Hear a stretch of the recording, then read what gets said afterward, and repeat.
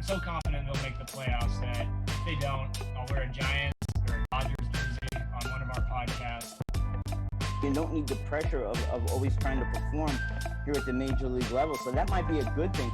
You talked about the athleticism of this Padres team last time out, and he just embodies it.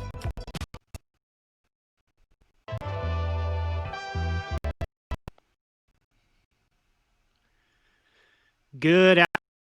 Happy Taco Tuesday to everybody.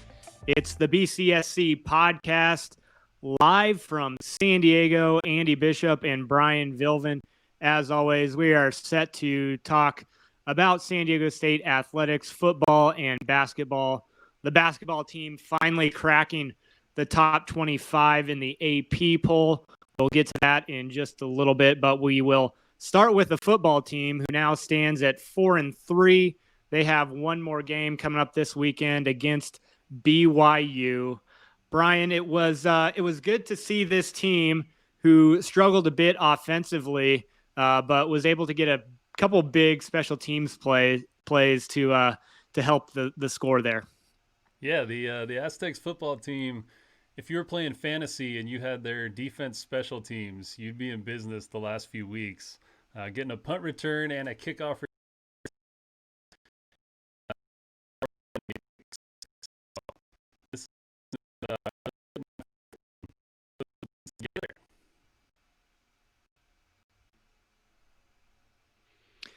Yeah, so they see a different quarterback. They've kind of had a mix of quarterbacks throughout the season. Jordan Brookshire is penciled in this last game, and it sounds like he'll be starting at quarterback again against BYU this weekend. He had 130 yards and a touchdown, and then added 38 yards on the ground. As you look to this next matchup, Brian, against BYU, of course, they were a top 10 team ranked throughout most of the season. They lose their first game against Coastal Carolina this week. What are you looking for from Brookshire in the offense in this one?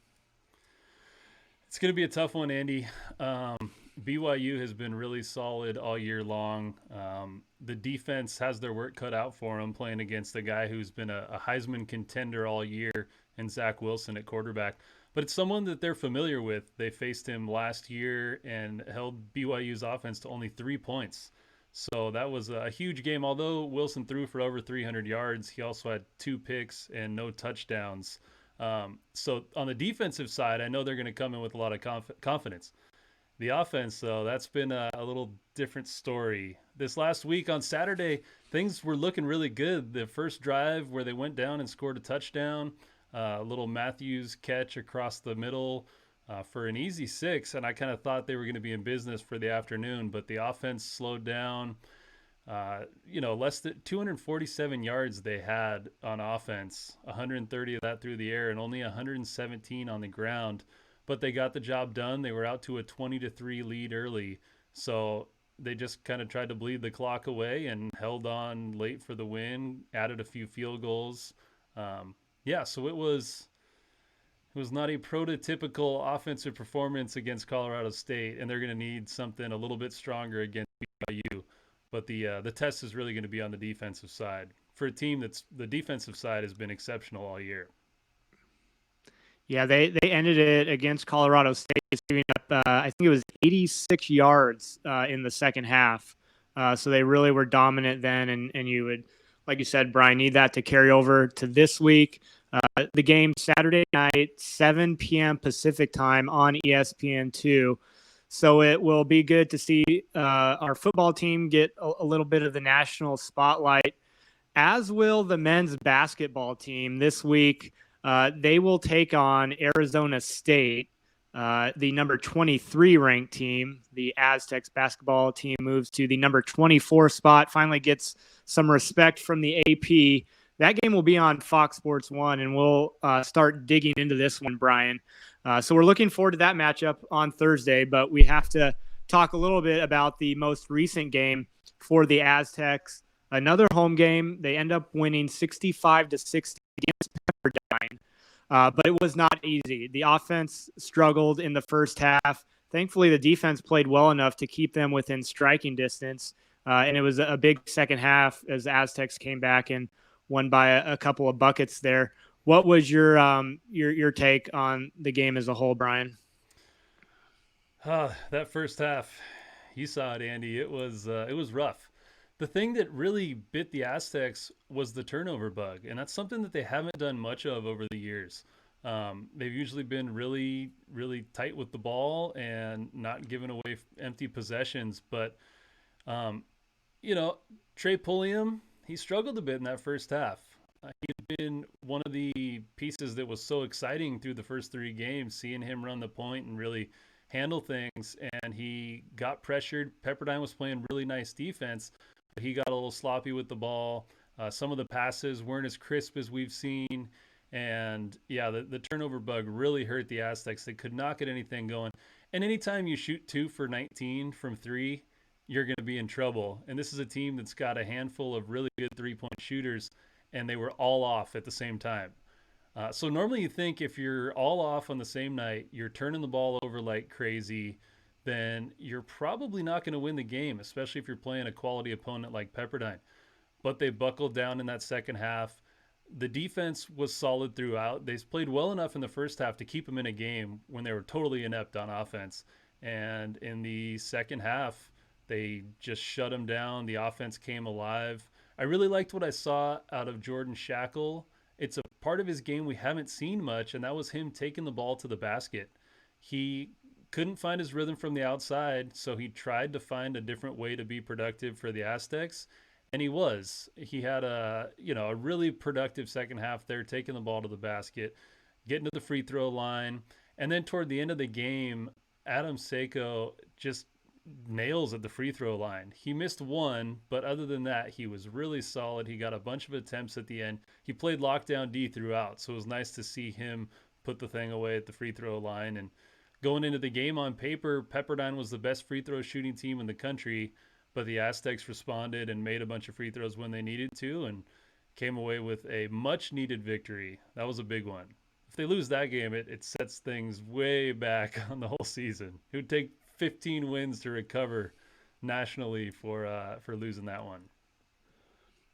Yeah, that was huge. And you touched on this a little bit, Brian. And I heard Coach Dutcher in an interview, I think it was either yesterday or earlier today, about this defense and how if they weren't as sound defensively, then that game could have gone to 16, 20, 25 points, and it could have gotten out of hand. But their D kept them within 10, 12, 14 points when the offense was really, truly struggling, and that allowed them to get back into it once their offense did come alive a little bit. You touched on Adam Seiko. I liked how Dutcher trusted him. We didn't see him a lot in the first two games, but then we saw him a lot against St. Catherine, and then in this game as somebody that Coach Dutcher trusts as a lockdown defensive player. Brian, you mentioned Jordan Shackle. He led the team with 17 points, Matt Mitchell with 13, and then Joshua Tamajic, big with 10 points, and I think it was only like 14 or 15 minutes that he played. Yeah, that guy has just been really fun to watch. His footwork when he gets the ball, he had never put up huge numbers, but when he gets the ball, he's always so under control, and he takes his time. He pivots really well. He gets into position to make buckets, and when he gets those little easy baskets underneath, he does a nice job with his little left-handed hook. And then we saw him go out baseline and hit a jumper from about 15 feet. So they make you respect him. When that stuff's on video, teams are going to have to start preparing for him down low. And on an evening when Nathan Mensah didn't really have it there offensively, he still brings it on the defensive side. But Tomajic was the presence they needed down low to get some easy buckets. And those are the buckets you need. When you're trailing by 16 in the second half, you got to get a bunch of twos. You can't be relying on yourselves shooting your way back into it from the outside. So those were huge buckets that he had there in the second half to really get the comeback going. Andy Bishop and Brian Vilvin with you here on the BCSC podcast. We're live on Twitter here from San Diego. So the Aztecs win 65-60 against Pepperdine. That moves them to the number 24 spot in the AP Top 25. They get in there as both Kentucky, previously at number 20, and Oregon at number 21, fall outside the top 25. And then the Aztecs in the coaches poll, which of course also came out were outside the top 25, essentially at the 27th spot. So, I mean, or as the experts are looking at this, Brian, I mean, we're just kind of right on the edge of that 25 spot. And this week against Arizona State will be a true test. Yeah, Will, and our graphics operator had number 25 in there. I think he was just getting excited about the top 25 poll, but got it switched now. It says number 24, the right ranking for the Aztecs. But yeah, it's one of those rare opportunities where the Aztecs have a top 25 versus top 25 matchup. For the most part, teams in the Mountain West are rarely ranked. Occasionally, there's been a Nevada or a UNLV or back when BYU was in the conference, but it's pretty rare that they get conference opportunities against ranked teams. So they have to take advantage of these non-conference opportunities. And I think it was big for the Aztecs to have Arizona State stay in the top 25. They do have that one loss, but that was to Villanova, and Villanova is ranked 9th right now. So that's an understandable one. It just, this game, it feels unfair that this game is so magnified for the Aztecs as like their one opportunity against a team like this that people will really respect and give them props for if they win on the road. But that's the reality of playing in the Mountain West. So they have to take advantage, go into Tempe, and put up a fight. Arizona State's got a lot of really good players. They've got a solid coach. And yeah, it's going to be a battle, big challenge, but these are the kind of games the Aztecs have been stepping up for in the year, in you know, the past decade. So I'm really looking forward to it. Yeah, Brian, I cannot wait. You said it. The Sun Devils, a very fast and quick team. As Coach Dutcher said, it's a team that likes to attack the basket. So you hope that some of the bigs here with the Aztecs stop that. First game on the road for the Aztecs. Of course, you don't have any fans, so it's maybe not quite the home court advantage that you normally have, but still getting the Aztecs a little bit out of their rhythm, having to travel, it's going to be tough. Of course, the Aztecs played on Sunday, so they get a few days of rest for the game on Thursday. Arizona State, the last game they played was last Thursday in their win against Cal, a pretty nice conference win there in the Pac-12. So they are going to be well rested, Brian. Maybe an area of concern or anything, especially from what you saw this past Sunday, that you think the Aztecs need to focus on?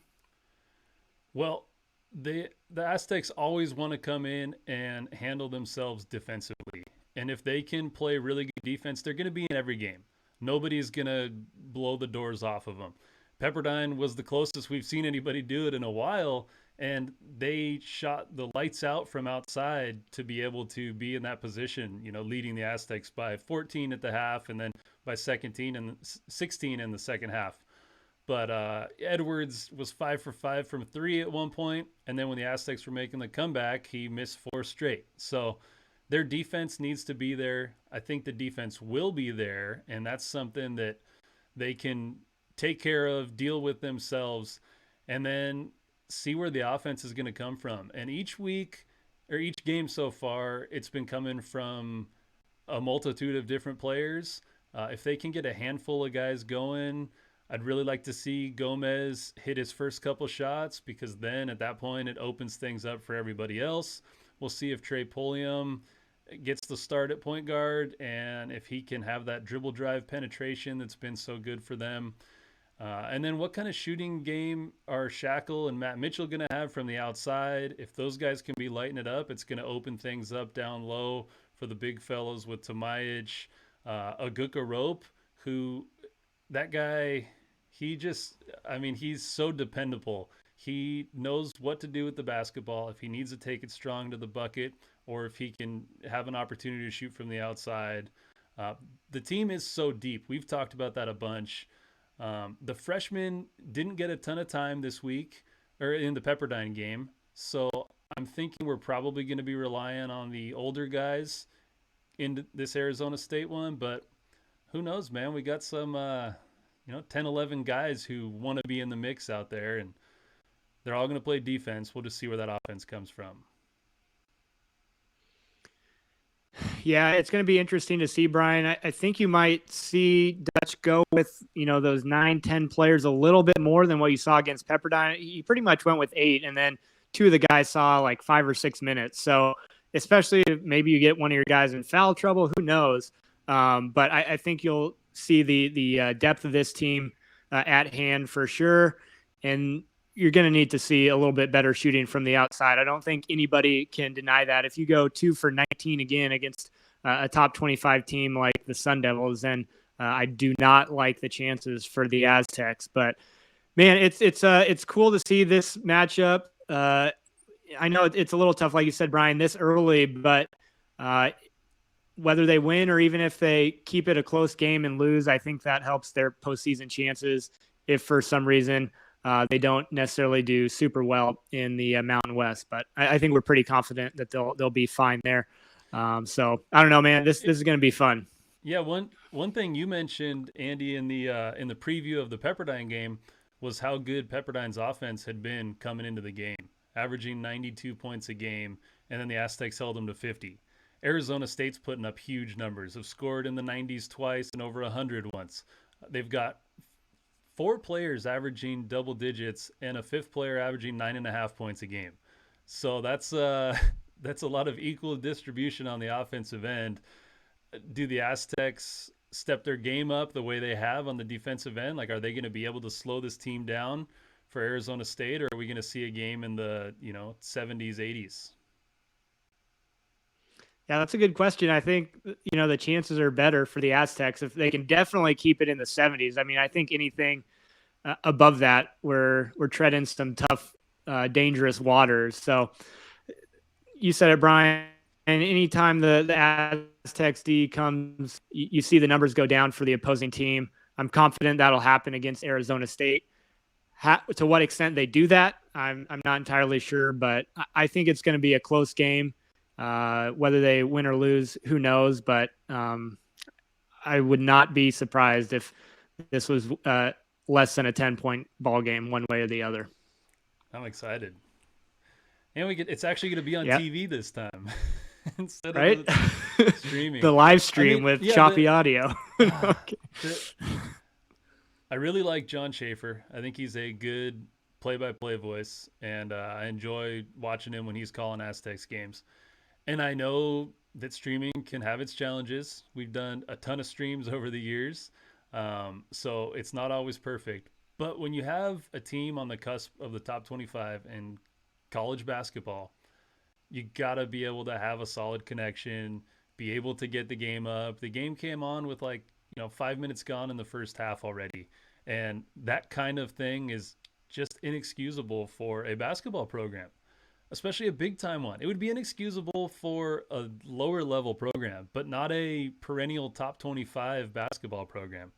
So I know it's something they're probably working on to get that going, but I am excited to have this one on real TV where we know that the game is going to start on time. We're going to see it, and there shouldn't be much interruption. So that is something I'm looking forward to, getting the Aztecs back on the tube. Yeah, absolutely. That's going to be great. We'll talk about it a little bit more as the week goes on and we prepare for it. Brian, any fantasy football action for you in life? Oh, man. This tonight. So it's so weird. Today's Tuesday. Normally, the fantasy football week would be done and you'd know what the situation was. And most people in fantasy play in leagues where it's a 13-week regular season. So today you'd know if you're in the playoffs or not. I still don't know. So I'm in a situation where I've got a player playing tonight. I'm leading by 2 going into my matchup. I've got the tight end for Dallas, Schultz, and then I'm playing against the receiver Brown from the Ravens. So I'm up by 2. It's a PPR league. I have to win to get into the playoffs, and then I need a couple of other outcomes to go my way. And right now they're trending in the right direction. But yeah, I never thought Tuesday night football would hold my fantasy fate. And in this league, I've never missed the playoffs. I've made the championship more times than I haven't, and I've never missed the playoffs. So this, man, I'm just going to blame it on COVID if I don't get in. but it's hairy. I'm still not guaranteed anything, and it's Tuesday afternoon, so such a weird year. How about you? Brian, I'm in the same boat as you in one league. So first off, the name of my team is questionable at best because about every week half my team is questionable. Uh, my record is 5-6-1, so I'm essentially like the NFC East team. I'm in seventh place. 6 teams make the playoffs. I won this week by 4 points thanks to Darren Waller and his ridiculous output. So I'm a half game behind the team in sixth place. They still are playing. That team is up 10 points in their game this week. They are done with all their players. And on the other team facing them is Ezekiel Elliott tonight, who in pretty much all other years would get you 11 points, no problem. That's what the opposing team needs to win is 11 points. They're down 10. So I need Ezekiel Elliott to score 11 points in a PPR league. Would never be a problem in years past, but it is the 2020 Cowboys, and I think he put up like 2 points last week. So I'm at the hands of Ezekiel Elliott. All right, so one of the games that I need to go my way to get in, a guy who, if he loses and I win, I have more points, so I'll get in over him. He's trailing by 30 going into tonight's game. He has Zeke going, and he has Baltimore's defense. So I need Zeke and Baltimore's defense to combine for 29 or less, combined with my victory, and I'll get in. So Zeke can have 11, and then Baltimore just needs to give up, 6 or 7 touchdowns to Schultz, the tight end for Dallas. Oh, and I just feel so stupid because I have 2 tight ends on my team, and they're both super mediocre. I have just week to week, you never know which one to play. Logan Thomas is the other one, and I did not play Logan Thomas last night, and he had 24 points, which probably would have had me cruising to victory. This guy would need 26 out of Brown, but I've played the wrong one of those 2 guys every single week. And if you're playing the wrong player at a position every week, that means that neither one of them is very good. So they both have potential to put up big numbers, but I picked the wrong one each time. And I played Schultz, so he's probably going to have 3. I'm going to miss the playoffs and going to have to blame it on COVID. Yeah, man, it's 50-50 with guys like that. I have on my questionable at best team, I have Jamison Crowder, who's like the slot receiver for the Jets. Terrible offense, but they're behind in every game, so they're going to, get a lot of looks. But Jamison Crowder either puts up 3 points or like 20 to 25 points. And I've been on the wrong week with him all season long. He puts up two good games when I have him on the bench. I decide to start him, and he barely does anything. I didn't start him yesterday. He only had like 35 yards receiving, but he had 4 catches and 2 touchdowns. So it's just a nightmare. This 5-6-1 team that I have right now, I think if Ezekiel Elliott shows up tonight, I'm going to creep into the playoffs, get the number 6 spot, and then get absolutely slaughtered in the first round of the playoffs. So I don't know. I'm hoping to at least make the dance. I feel like that's what it's going to be like for the NFC East team that wins its division and makes the playoffs, is they're going to get that playoff berth, be the number 4 seed, and then get creamed by the Seahawks or I don't know, whoever it's going to be. But speaking of that division and a team that won yesterday, the Washington football team led by Alex Smith, of course, one of our favorites here in San Diego. He went to Helix High. They knock off the Steelers, Brian. They lose for the first time this season. What a game. Yeah, man, so excited for Alex Smith.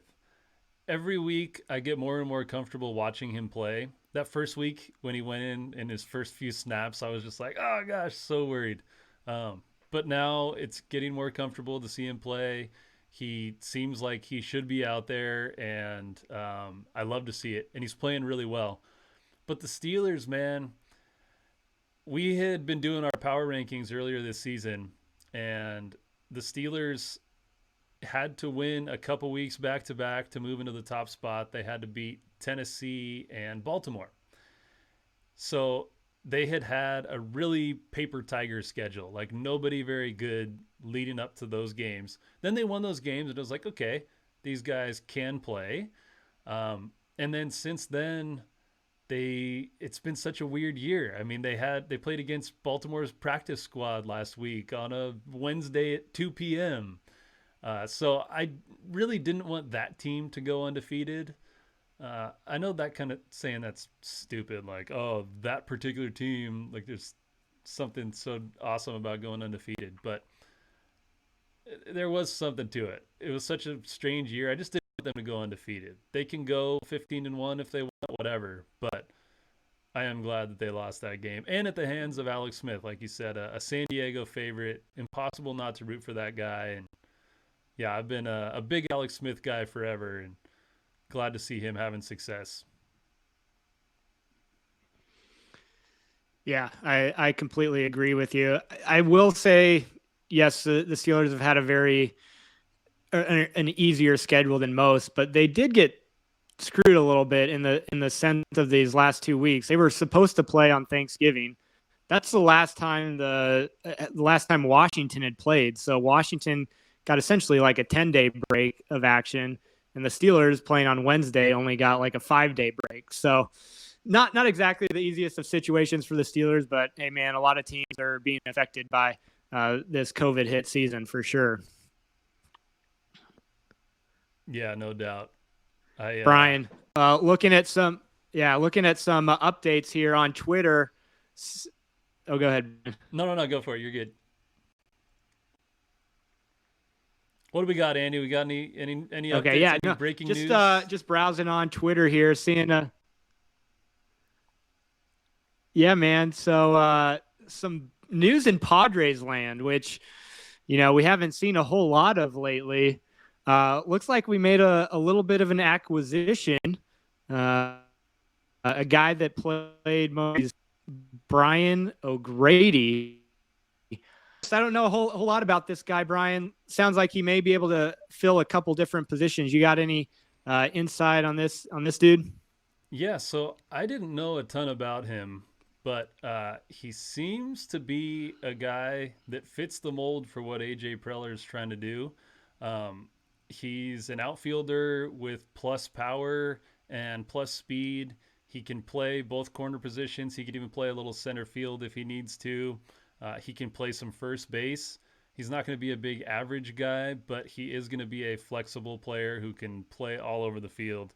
And, in the mold of a Will Myers, I want to say, even though he's a lefty thrower and a lefty hitter, but someone that you could just place anywhere and feel pretty good about. Austin Nola's the same way, like a catcher who can also play all the infield positions, and you could probably throw him in the outfield too. Jurickson Profar. There's a particular player that AJ is trying to go get, and this guy, not knowing a ton about him, just seeing some reports, seems like he could fit that mold. What do you think, AB?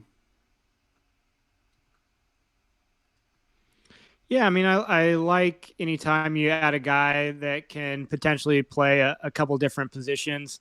That always adds to the depth of a team. And you said he's a lefty, right, Brian? Yep.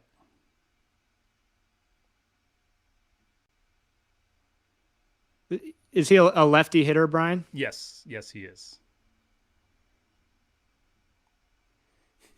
Got me, Andy? Okay, yeah. So that's what I thought. I mean, especially with a team like the Padres. Yeah, sorry. I can hear you all right. I don't know if you can hear me. Little technical difficulties maybe. But, yeah, I love anytime you can add a lefty to the bat or to the lineup. Maybe it's a guy that pinch hits here and there or platoons depending on the matchups with the pitchers. I think anytime you can add a lefty bat, that's huge.